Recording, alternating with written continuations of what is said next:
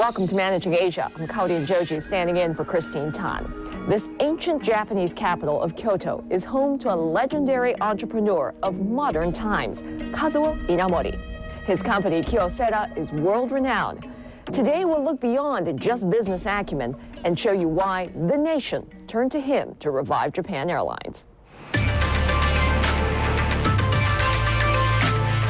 Japan Airlines is still a national icon.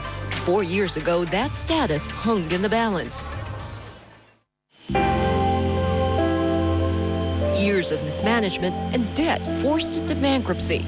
There seemed to be only one businessman in the world who could save it, Kazuo Inamori. Inamori is the legendary founder of Kyocera, the electronics and ceramics giant from Kyoto that has consistently profited for more than 50 years. His family and friends warned that the government's request to rescue JAL would be too taxing. With his trademark humility, he nearly said no because he was an amateur about aviation. But Inamori's other hallmark is a sense of duty, and it was that determination that piloted JAL's recovery.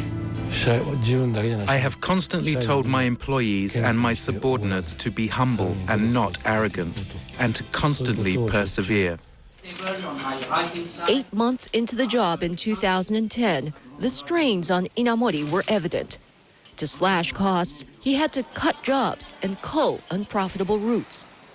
For a manager who shaped his career on the Buddhist notion of selflessness, such restructuring, he said, was painful and exhausting. At the very least, Inamori asked not to be paid to do it. The transformation was dramatic. By 2011, Japan Airlines was leaner and nimbler. In just 2 years, it was back in the black. The aviation industry is dogged by event risk. One little economic change, one small incident, and earnings are impacted because customers won't board. It's a volatile industry. That's the way the industry is.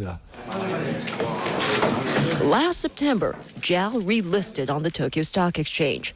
There was a succession plan in place. Inamori handpicked a former pilot, Yoshihiro Ueki, to steer day-to-day affairs. But since January, its new fleet of Boeing 787s has been grounded. A battery on board ignited in Boston, leading some to wonder whether the airline was aware of mechanical troubles before the incident and whether they had changed the battery several times. I have no memory of that. As part of regular maintenance checks, it is possible JAL was checking many things surrounding the battery prior to the Boston incident. I have not been told that any checks were made because there were particular problems. What seems to be the problem with the aircraft? The batteries were all changed to run on electricity, on a motor, and that required a large battery. This is the first aircraft with a lithium-ion battery. Since it caught fire, there are ongoing investigations to find out whether it was a problem of the electronic system or the battery itself.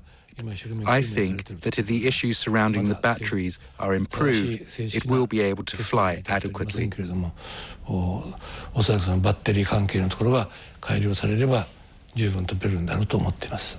As an engineer, I think it's natural for people to consistently want better technology. And that process is always trial and error. As a manager, how do you balance the risk of that trial and error process with safety, for example? Under normal circumstances, I would take on risk to develop new technology, but that must not be said of the aviation industry. If a new technology causes an accident, a great many lives will be lost. That's why the technology used in aviation must be proficient, endurable, and confirmed to be extremely reliable.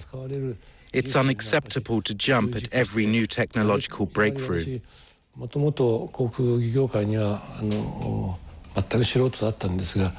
Even though I was a novice to the industry when I joined JAL, when I heard that the airline had placed large orders for the 787, many friends, mostly from America, told me there was a large risk in relying solely on it. It was a totally new, reinforced carbon fiber plane, so completely different from what we've known. I had told everyone, people from maintenance to procurement, that we need to be exceptionally careful. And now this.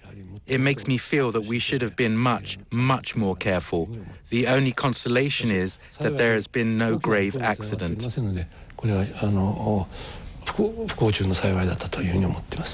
I'd like to ask you about deregulation in Japan's aviation industry. The hurdles in Japan have been extremely high. And until a few years ago, it was the gateway to China, and so very valuable.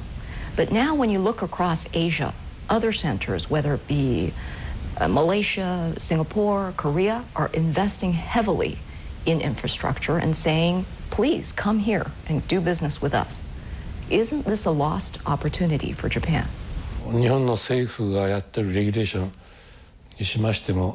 Historically, blatant discrimination has been a result of Japanese regulations that were meant to foster and protect domestic industries. In recent years, as the aviation industry was liberalized, such blatant acts have not occurred. The biggest bottleneck is the airport's limitations. Obviously, there are a certain number of slots. In that sense, there is an issue in being unable to freely approve foreign carriers from coming to Japan. For a time, the Enterprise Turnaround Initiative Corporation, which is effectively run by the government, was the owner of Japan Airlines. How did you prevent the company from being politicized? When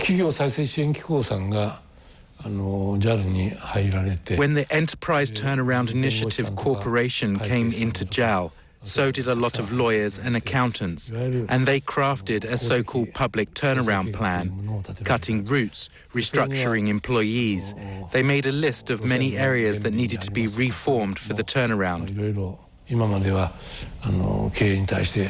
In the past, the government and politicians had meddled in the company's affairs. That habit was one of the reasons JAL went bankrupt.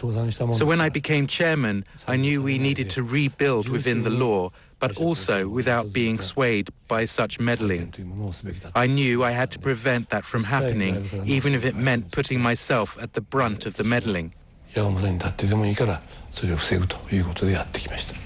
Is there a risk of companies becoming complacent when the government interferes in the affairs of private companies?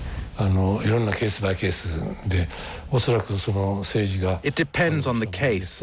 When governments get involved, even without knowing it, it turns into do this, do that, based on political judgment. Although it depends on the situation, I was concerned that it could guide management in the wrong direction. I'm just thinking of the chip industry, for example. You have one company, Renaissance, which is effectively being rescued by its shareholders, like Toyota and Panasonic. And you have another company, Elpida, which is going to be rescued by Micron Technologies. What separates the fate of these two companies? That is a very difficult question. There are two large chip makers that had fallen on hard times, at a time when chips are said to be the linchpin of industry, and that many industries will be very adversely affected without them. Something had to be done to pull together. I think it's all right to think of it purely from an economic perspective. In other words, if the public and private sector go all in to help, there may be a very large return in the future, so it would be a waste to sell it off to foreign investors. And the other route is to let a foreign company with the capital to try and restructure it because it just looks too hard. So in this case, I don't think you need to think of it as a public meddling trying to protect industries. Even if the public sector is involved, it is my understanding that it makes sense economically. Otherwise, it would be a waste. 観点からやってんだと私は理解してますけど。 Stay with us. Next, we ask Kazuo Inamori what it takes to consistently turn a profit for more than 50 years. Managing Asia will be right back.